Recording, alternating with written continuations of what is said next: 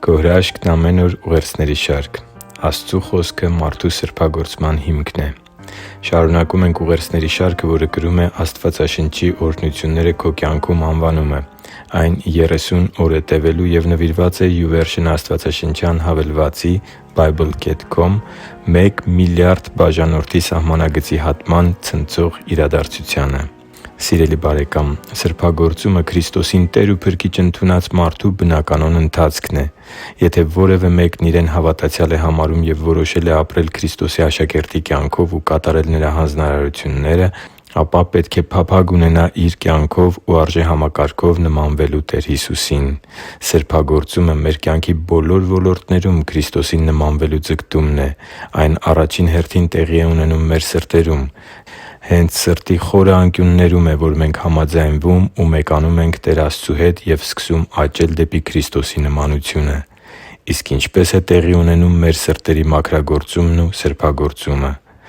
Հովհաննես ավետարան 17:17 խոսքում կարդում ենք Տեր Հիսուսի խոսքերը. «Սրբացրու նրանց Քո ճշմարտությամբ, Քո խոսքը ճշմարտություն է»։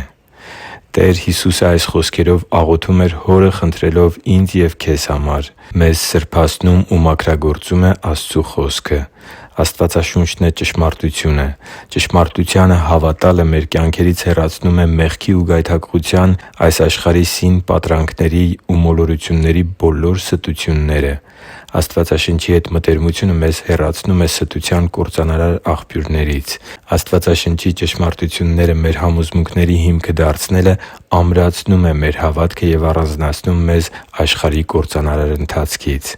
Աստծու համար թանկ ու սիրելի՛ զավակ, Տեր Հիսուսի խոսքերը մաքրագործող հատկություն ունեն։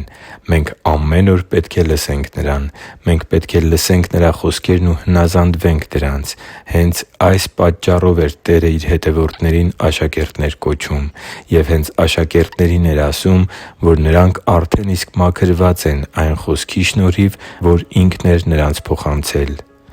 Հովհաննես ավետարան 15:3 խոսքում Տերն ասում է. «Դուք արդեն մաքրվել եք այն Խոսքի միջոցով, որ ձեզ ասացի»։ Իսկ ի՞նչ տեղ ունի քո կյանքում Աստվածաշունչը։ Որքա՞ն հաճախ ես դու վերցնում Աստվածաշունչը և սկսում ընթերցել Աստծու Խոսքը։